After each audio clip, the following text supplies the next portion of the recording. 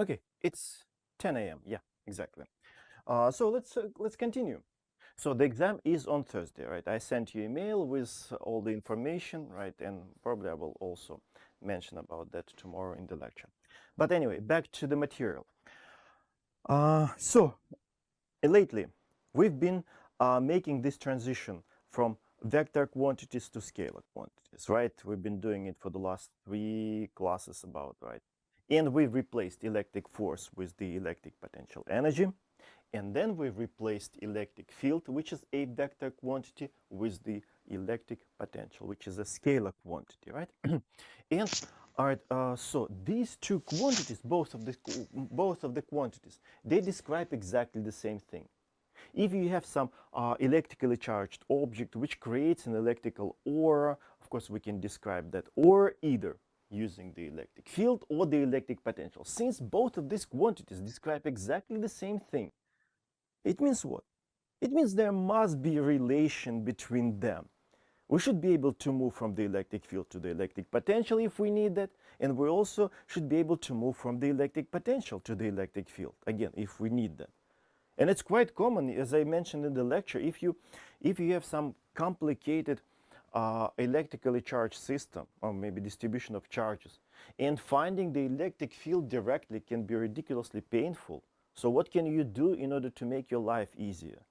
You can move to the electric potential first, find the net electric potential of your complicated system, and then grab that function and you can move back to the electric field. Of course, the trip is a little bit longer, but it will be easier, right? And quite often it's preferable to, because very often direct calculation of the electric field can be really, really complicated, right? Okay, so it can make our life easy. It can make, not makes, it can make. Okay, so now let's establish those bridges. Actually, we derived the first bridge in the lecture, how to move from the electric field to the electric potential. Right? So in order to write the formula which we derived, let me draw a picture in order to understand what does that formula have. So let's assume that we have here some initial point, let's say point I, here's some point, final point F, and we picked, some arbitrary path to go from the initial point to the final point, right? Of course, this whole area is exposed to some electric field, so there is an electrical aura which can be described using the electric field. Let's say this is our electric field lines, right? So this is E, for example, right? And of course, at the same time, the same aura can be described using the electric potential. So we can say that the electric potential at the final point is V sub F, and at the initial is V sub I, right? So in the lecture, we derived. So if you integrate electric field, integrate a dot product of the electric field and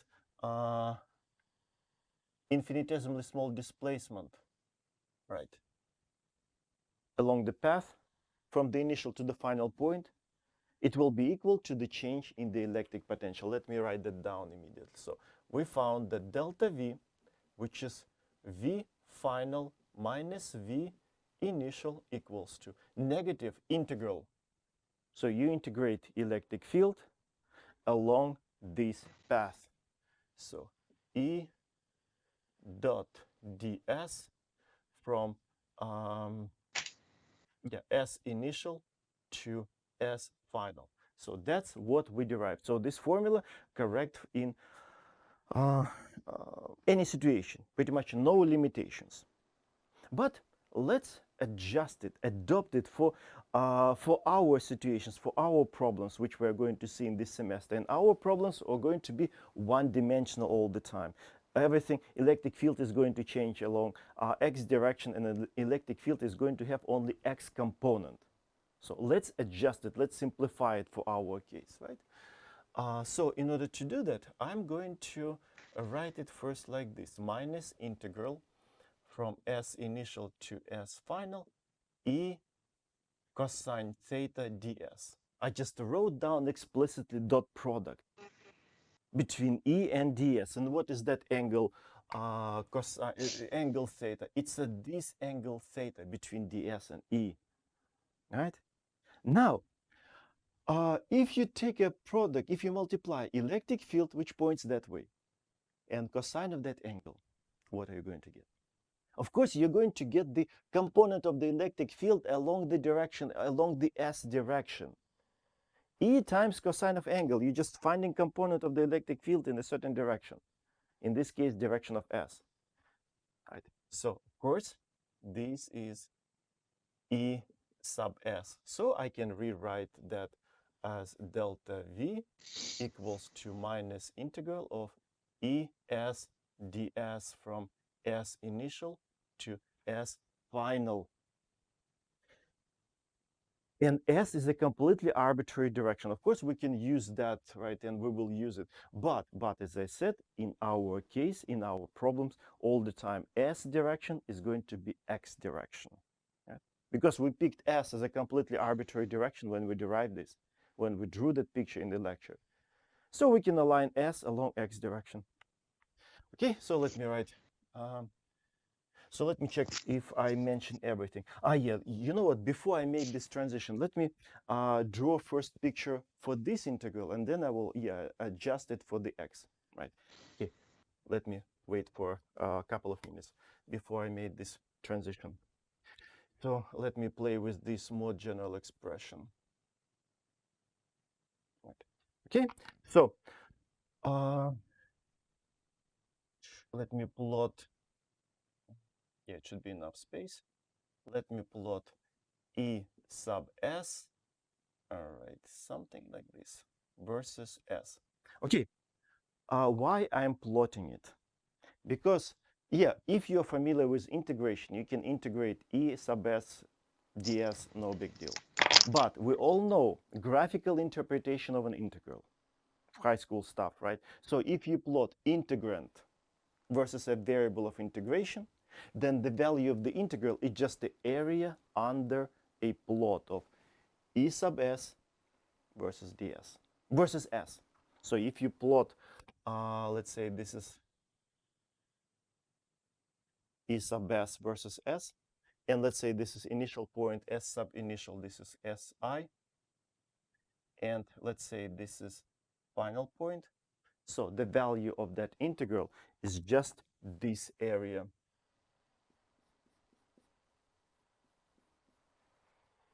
Just that area, right? Okay, so, and don't forget about the minus. So if you calculate the area under the curve E sub s, don't forget to add minus. That's the very, very common place for mistake, right? So I can write that delta V equals to minus that area, negative area. Right? So calculate area and add minus. Then one important moment. When you calculate area, this area is going to be positive when the function above x. But when electric field is negative, this area is going to be negative. In your homework, there will be a problem where curve goes linearly from negative values to positive values. So of course you will have to calculate the total area. And don't forget, area above is positive, area below is negative, right? So don't forget about this. In this case, of course, you will calculate this area and then subtract that area. Right? Because if you had here, for example, a triangle, let's say we had a straight line. So this area will be 1 over 2 base times height. Height is positive. But area over here, triangle, it will be 1 over 2 base, and the height is negative. Electric field electric field has a negative values. So of course it gives us a negative area. So it will be this area minus that area. So don't forget about that. All right. Okay. And so now let's adjust it. Let's write it for the x direction. Right, so let me write. So in our problems,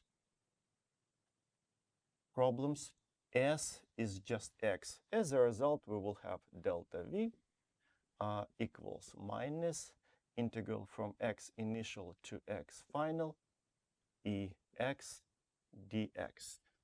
Probably I should have framed that with blue and this with red, because this is what we're going to use. Right. And of course, every time plot will be e sub x versus x. Right. Okay, so let me check what else I was planning to mention. Yeah, that's it.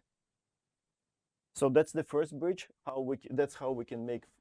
How can we go from the electric field to the electric potential? Now let me draw a new bullet, and now let's build the second bridge. How can we move in the opposite direction, from the electric potential to the electric field, right? So let's build this bridge. Right. Okay, let me frame it. And do we need to introduce some kind of new expression? Not really. Look at what we have over here.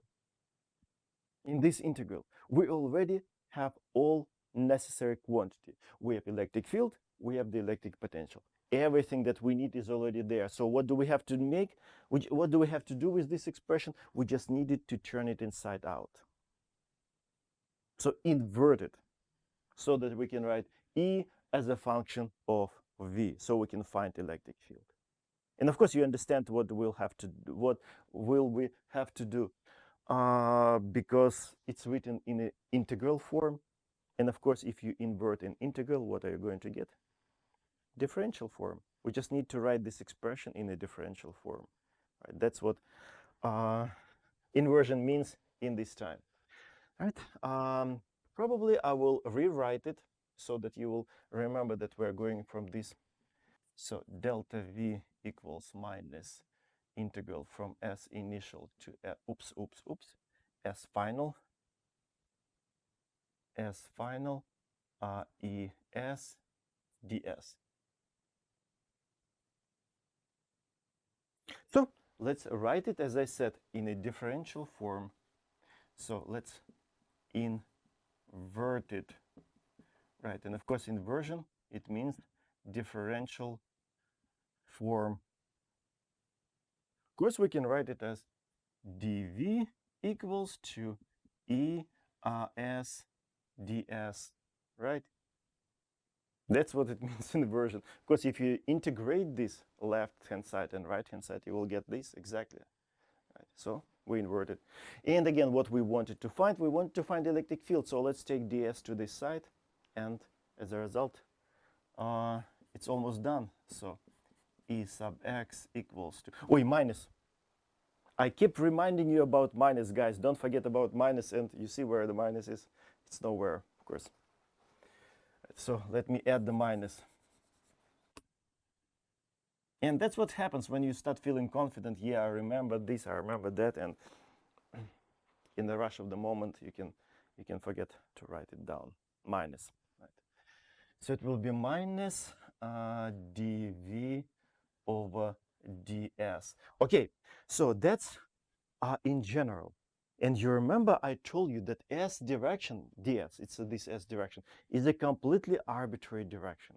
It can be any direction. So if it can be any, let's use that freedom. So in which way? Let's say, what if s is along x direction?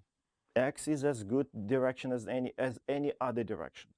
So let's assume that s is along x direction. As a result, we can get E sub x equals minus dv over dx. We're getting an x formula, which can be used to find x component of the electric field.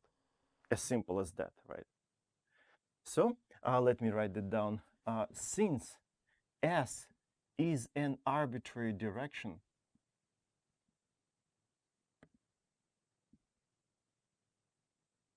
so I can write let s be x. Then we're getting the formula which we need, right? So I can write it over here. All right, so E sub x equals minus dv over dx. That's what we will be using all the time, because all the time we're going to have one-dimensional situations where electric field changes along x. And so it's basically dv over dx, it's a slope of the curve v versus x. If you plot v versus x, calculate slope, add minus, and that's the value of the electric field. And of course, if electric field positive, it means it points in the positive x direction. If the electric field negative, it means it points in the negative x direction. Right? So what else I want? Yeah. Then, of course, similar, I can say since S is arbitrary, I can align S along y direction, and it will give me the y component of the electric field. It will be negative dv over dy. Right? Okay, I will write then similar. Similar, I can write that E sub y equals to minus dv over dy, and E sub z equals to minus dv over dz. Just find the slope and add minus. It's a negative slope. Okay, so now we can write the whole E is a vector. So let me write it as a vector, right? So E vector equals, all right, I will put minus in front because you see minus, minus, minus. So let me take it outside and write it like this. So it will be dv over dx. And of course, and of course, that's the x component I hat using I hat, j hat, and k hat plus dv over dy j hat plus dv over dz k hat. So that's how you can find electric field. If, of course, v must be a function, right? Must be a function. You cannot just use v at a particular point and differentiate. Now, of course, the v at particular point will be some number, and if you differentiate, you will get 0, of course. V, it's a function, must be a function. Okay, so that's what we need. And before we go into the examples, let me quickly play with this immediately, right? Conceptually, right? Simple example. So let's say we have plot like this, a v, all right, versus x. One-dimensional situation. Electric field, I mean, the electric potential changes somehow with x. So let's say electric field changes this way. Which way I draw it? Okay, this. Completely arbitrary plot. Okay, and now I want to know which piece of information I can get about the electric field at this point. Okay, of course, we need to use this. Slope dv over dx at this point, slope is positive, right? But minus in front give us a negative value of the electric field. What does it mean, negative electric field? Electric field is a vector. Negative, it means it points in the negative x direction. That's it. Negative vector, it means just it points in the negative chosen direction, along the negative direction. If you pick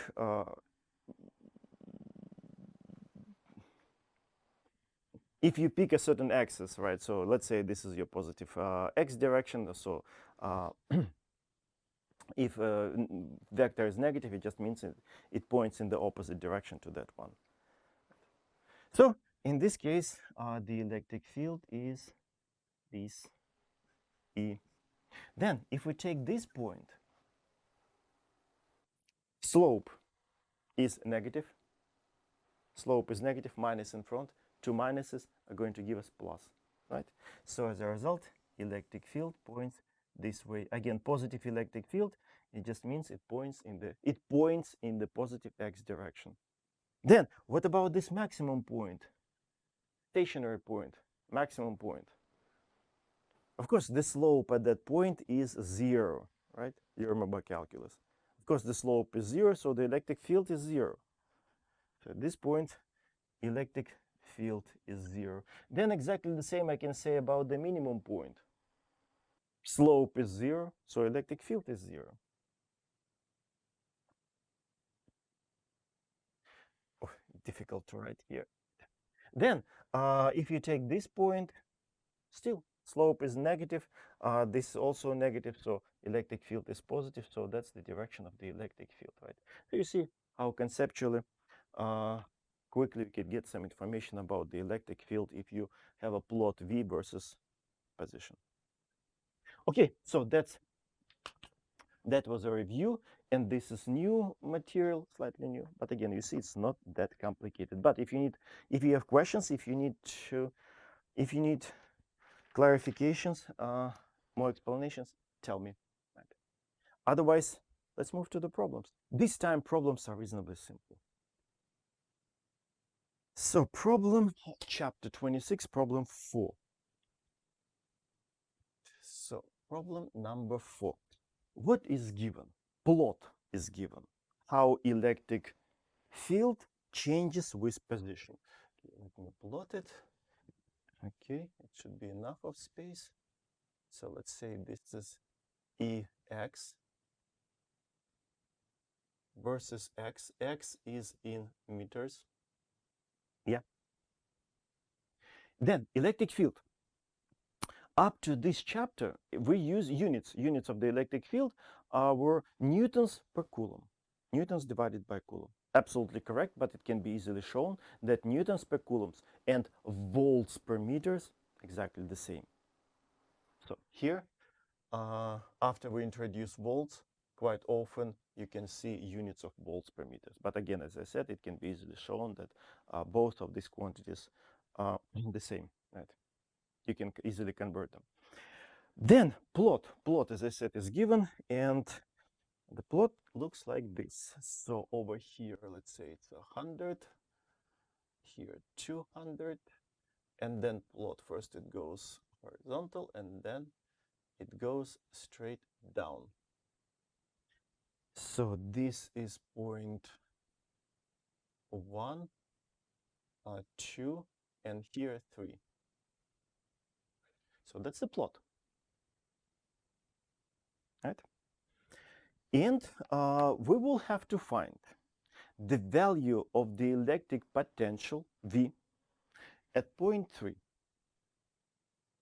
So let me write it down. So we need to find V when X equals to 3 meters. You know what? Let me label it as V sub 3. That's what we need to find. And additional piece of information is given about the electric potential. The problem says, assume that the value of the electric potential at the origin, V when X equals to 0, equals to negative 50 volts. Why do we need this piece of information? Because obviously we will have to use this bridge. And this bridge gives us what? Delta V, the value of potential between the final and the initial point. So if this piece of information was not given, we wouldn't be able to find the value of the potential at point 3. We would be able to find only delta V. Right. Okay, so this is needed, right? Right, so pretty much everything that is given I showed. Yeah, so now let's write which bridge we have to use. Of course, the first one, from the electric field to the electric potential. So that's the bridge. And in our case, okay, let me write first in general formula. So delta V, of course, it's a minus integral of ES ds from S initial to S final. So let's adopt it for our situation. Adopt it. Right. So first of all, S direction is X direction in our case. Right. Basically, I'm just writing this. So S is X. Right. And then we have to make a decision which point is our initial point and which point is our final point. Again, this formula can be applied for any initial and any final point. It depends on the problem. You can pick any points. But since some information is given at the origin, it means it makes sense to take that point as our initial point. Since we want to find something at that point, it means, yeah, it makes sense to take that point as our final point. Of course, the problem can be about finding the electric potential. For example, at this point, in that case, you would take that point as the final point. It depends, right?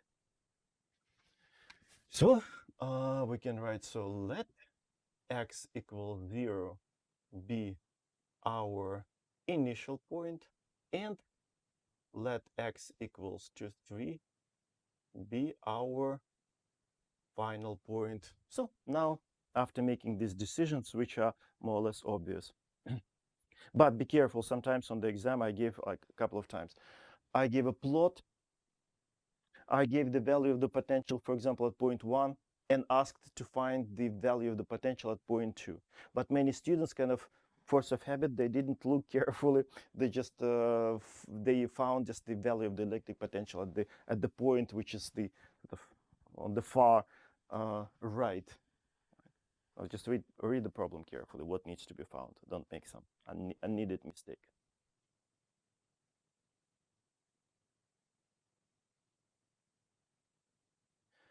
Right. Okay. So now we just need to rewrite, and probably I will rewrite it here. Delta V. Of course, it's a V final minus V initial. In our case, it's a V at x equals 3 minus V at x equals to 0, right? So now I'm writing explicitly that formula applied for our situation, right? So equals minus integral from 0 to 3 ex dx. If you want to integrate, go ahead, right? So you can easily write these functions, right? Straight lines, you can do that. But we're going to use, again, graphical interpretation of an integral. It means we can just calculate area under the plot, right? Okay, so of course this is area under the plot. And which area? It's this. Okay, let me label it. Let's say this is point O, this point A, this point B, and this point C. Basically, area of that trapezoid OABC. Right. So it will be minus area of OABC.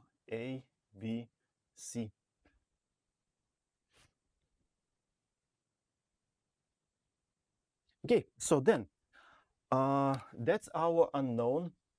Right, so let's just write it explicitly. Let's just leave it on this side, and that term will go to that side with plus. So right now it's minus, go to that side with plus.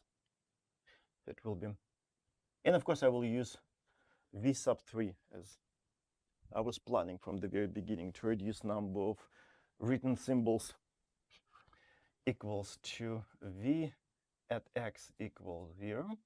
And minus, and of course, if you remember the formula for a trapezoid, use it. I will just split it into two integrals, in area of the rectangle and the area of a triangle. Why not? So minus area of OAB, let me label this point as D, OABD, and minus area of BCD, a rectangle and the triangle. Okay, so the final push. The value of the potential at the, the value of the potential at the origin is negative 50. So that's place where students made mistakes because there is a minus over there when they move to that side, and then negative value of the potential. So some point, some minuses got lost quite often, right? So be careful when you move terms, and remember that the value of the potential is negative, because again, I've seen plenty of very, very silly mistakes, right? So it will be minus 50 volts and minus area of that rectangle. Of course, it will be 200 volts per meters times 2. Base is 2. So minus 200 volts per meter times 2 meters. So that's the rectangle. And then area of a triangle. So minus 1 over 2 base is 3 minus 2 meters, right? 3 minus 2 and times the height, 200. 200 volts per meters. Okay, so let's count them all. My least favorite part. So let's start with this. 2 and 2 gets cancelled, so we'll have 100. Here 1, so it will be minus 100. 400 minus 100, negative 500. And 50 minus 550. Minus 550 volts. Right. So that's the value of the electric potential at the point 3. So the reference point is probably somewhere over here, but we don't have any information about that. We just know that at this point, the value of the potential is negative 50. Over here, negative 550. So potential is going down that way.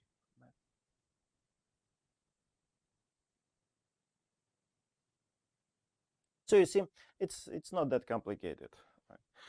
And again, in the lecture, since we wanted to, okay, I wanted to find the function how the electric potential changes with x. Yeah, in that case, I picked an arbitrary point x as our final point.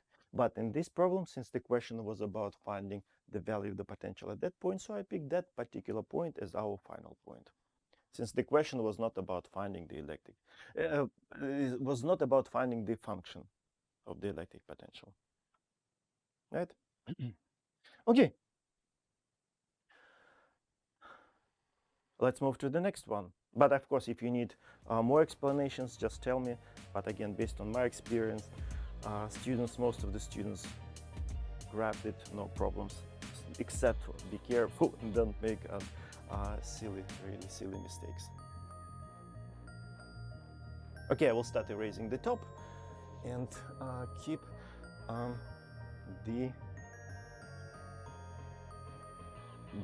the last couple of lines for more time. Okay, the next problem is even simpler. So we used this bridge, now it's time to use this one. So problem 11. Still from the same chapter, problem 11. So now we have information about the electric potential. How electric potential changes with position. Okay, so let me draw it. Let me estimate the space. 100, okay, it should be enough. So this is electric potential, units of volts, right? And then it changes with x. X is in centimeters. And points 10, 20, 30. Okay. 10, 20, 30. And the plot. First, it's okay, let me label this is 100. This is negative 100 volts.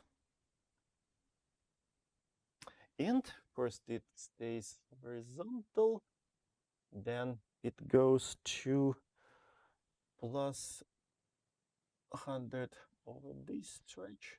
Oops, I missed the point.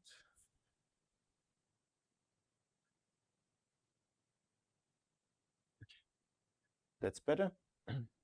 And then again, it stays horizontal, stays constant up to the point 30. Okay. So that's the plot.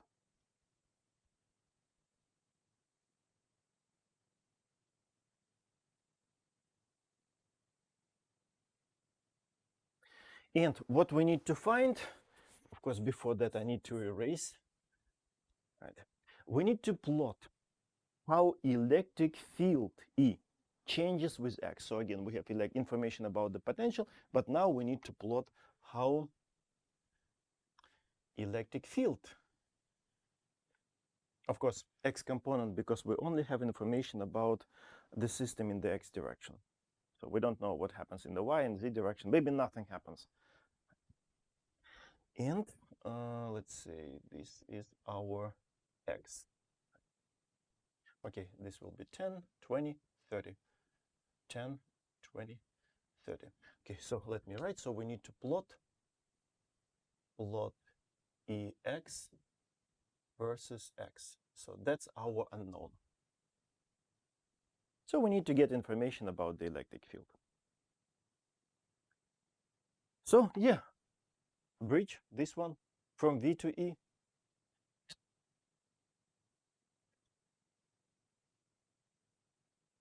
That's what we need to use, right?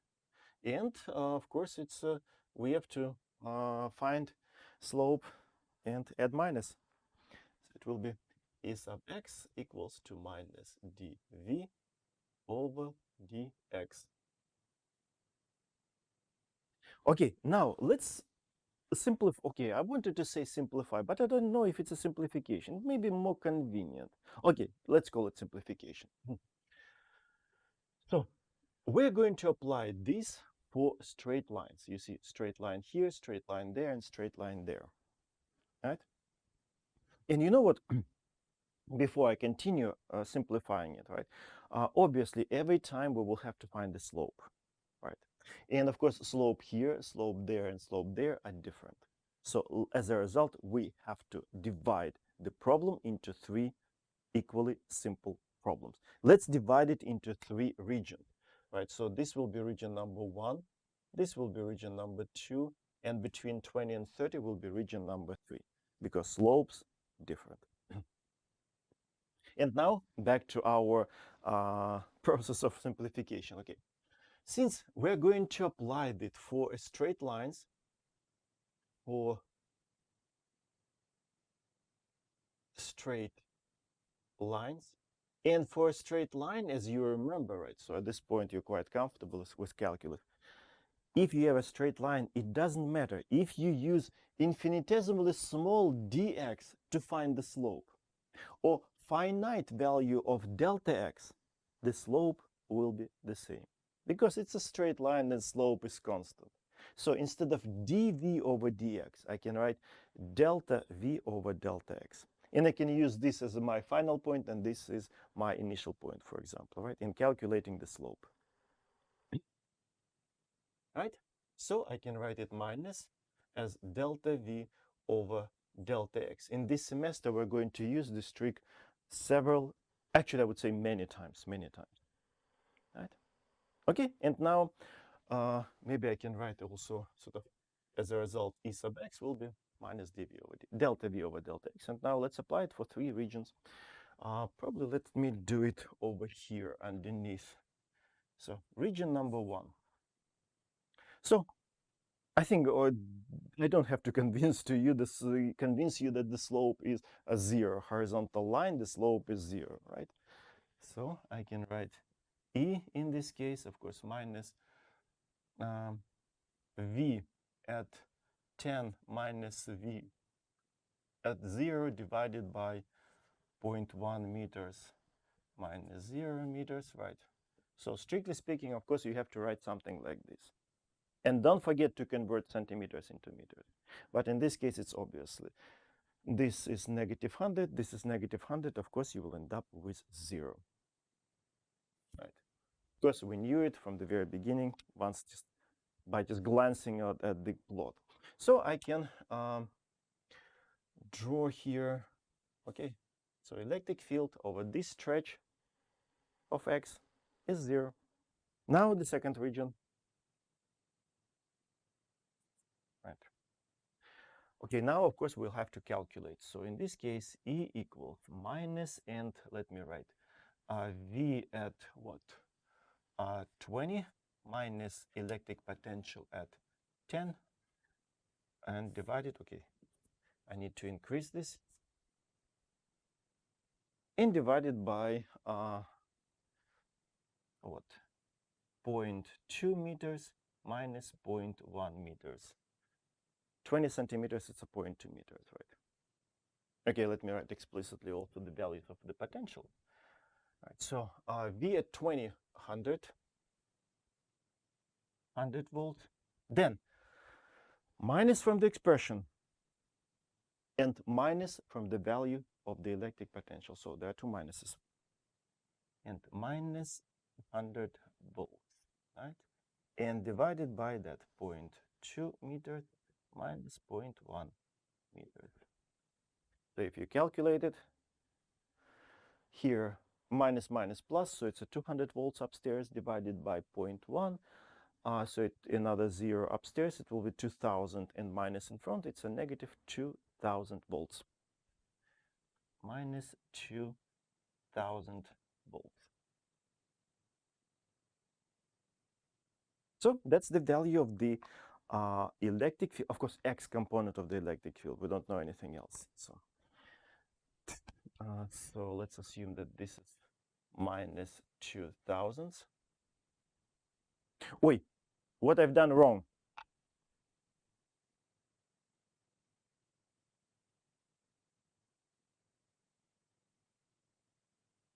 Can you see that? We found electric field. It cannot be volts, right? Volts per meters or newtons per coulombs, right? Just this class I wrote too many volts, right? So force of habit, I wrote volts per meters, right? So here, okay, maybe I can also show that these are units volts per meters, right? Okay, so now I can plot the second part of the curve. So it will be like this. Okay, and the last piece, of course, the last piece, I don't have to convince you in that. You can tell me immediately. Of course, the electric field is 0 because the curve is horizontal, slope is 0.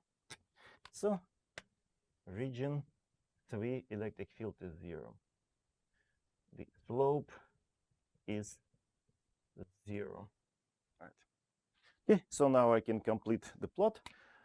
So it will go up and stays 0. So that's the plot. That's how electric field changes with X.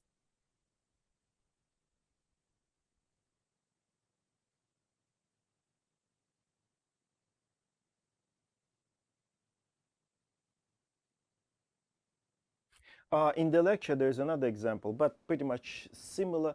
I think it's just a slightly more complicated curve. But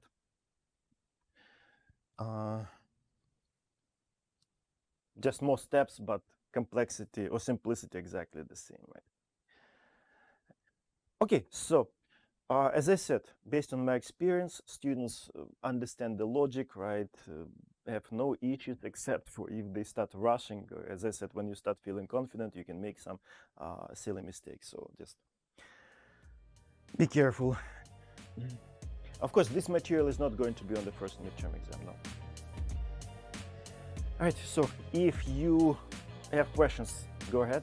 Don't wait. Otherwise, I will discuss one of my favorite questions in this course. Right? Okay, I need to start erasing. It's a conceptual question 6, and I can explain why I like this question, because in order to answer it, you need to apply many steps. But we're all familiar with those steps. We just need to properly arrange them, justify, and apply. Okay, so what do we have here? It's a conceptual question 6. CQ. Again, it's at the end of the chapter, but before problems. Before problems, conceptual question 6. So we have a plot. Here is the plot how electric potential in volts changes with X. Let's see in meters. And the plot is like this. Something like that. Or maybe less steep, but it's not important. Okay, so let's assume that this point is 2. This point is 1, for example. So then we have an electron, which is released from this point 2. So over here, let me write. So electron is released. It means what? It means that initial velocity of that electron is 0. Initial velocity of the electron is 0. So we need to answer the question, what happens to that electron? Basically, we need to answer is it going to stay at that point too? Or is it going to start moving to the right or to the left? And what about acceleration? Is it going to move with constant speed or changing speed, so with acceleration? So basically, we need to answer the question about a direction. And then, of course, somehow naturally, we will see what happens to the acceleration at the same time. So let me write. So find a direction of motion, direction of electron motion. Right after a release.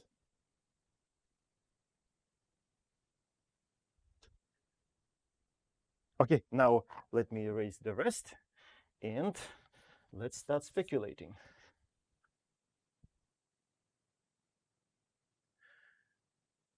I want to draw again a skeleton of the solution. So I want to show all the steps that we have to make in order to answer this question properly. So let's start from the very end. The major question about a direction of motion. Okay, so let me start from that. So the end, direction of motion. Right. So that will be the final step. Before that, what do we need to know in order to get information about the direction of motion? Direction of motion, it's one of the essential part of the world of kinematics. Physics 1, you remember kinematic stuff? There are 3 levels of kinematic parameters, right? Position level, then the next one, velocity level, and then the deepest one is acceleration level. So these 3 levels, and you can goes up and down depending what you want to find. So in order to find information about direction, essentially it's just you need to look at the position and see if position increases with time or decreases with time. How so what does it mean? Position increases in time or decreases in time? It's a velocity. It's a velocity, right? So we just need to know what happens with position in time, and velocity describes that. Velocity gives us that information. So direction of the velocity give us a direction of motion all the time, not a single exception. Velocity that way, that's the direction of motion. Velocity this way, that's a direction of motion, right? But in our case, we're in trouble because, wait, why I put a bracket over here? Okay, right. But in our case, initial velocity is 0. So it means that if we want to find direction of motion at the initial moment, velocity doesn't give us, it's 0. So what can be done in this case? Okay, if the first and the second level of those kinematic parameters don't or doesn't give us information about direction, just dive deeper into the acceleration level. So that must be over there, right? Okay, so acceleration. But with acceleration, we have to be careful. And direction of motion, because direction of acceleration is not necessary give us direction of motion. Simple example. You drive the car, let's say 55 miles per hour, you press the brake, you still move forward, but your acceleration is backward. You're slowing down. So you see, direction of acceleration doesn't give you direction of motion in this case, right? So in general, we cannot say the direction of acceleration gives us direction of motion. But in our case, since initial velocity is 0, it's like if your car is stationary, right? And you press the gas, right? So in this case, direction of acceleration give you direction of motion immediately, right? So if you accelerated this way from 0 velocity, that's direction of motion. If you accelerate this way, that's the direction of motion, right? So, okay, let me hold you for another couple of minutes. So, direction of motion we can extract from the direction of acceleration. So, acceleration. And of course, let me remind you that I can write since initial velocity is 0. Then after that, the rest steps we applied already several times. Acceleration can be found from the force. Acceleration can be found from the force, of course, electric force. And the transition between them, of course, can be made using Newton's second law, F equals ma. Right? Of course, it's electric force. So now how can we get information about the electric force? Through the electric field. We need to get information about the electric field. Right? Okay, these are vectors, right? And of course, in order to make this transition, we need to use that fundamental formula which we introduced a couple of weeks ago. And now, in order to get the electric field, of course, we can get from the electric potential. Our recent bridges. Yeah. Okay, so then from the electric potential, of course, we can get that using this formula minus dv over dx. Okay, so that's the skeleton of the solution. You see all these steps, you're familiar with them. Okay, that's ugly framing. And now let's quickly move through the steps. It's an additional minute. So potential, slope of the potential, dv over dx. At the point where the electron is released, the slope is positive. You see, curve goes up. So slope is positive, right? Slope is positive. And minus in front, it means that electric field is negative. Negative electric field, it means it points in the negative x direction. So it means that electric field negative, which means to the left, Electric field points to the left, right? So that's the direction of the electric field, Ex. Then, direction of electric force. Charge is negative, it's an electron. Negative. It's an electron. So it means that electric force, direction of the electric force is opposite to the direction of the electric field. So electric force is to the right. So electric force is to the right. So electric force this way. So that's electric force. And now mass cannot be negative, mass is only positive. So direction of the force gives us direction of acceleration. Also to the right. And then, as we discussed, direction of acceleration give us a direction of motion in this case, right? So it means that the electron is going to move to the right, moves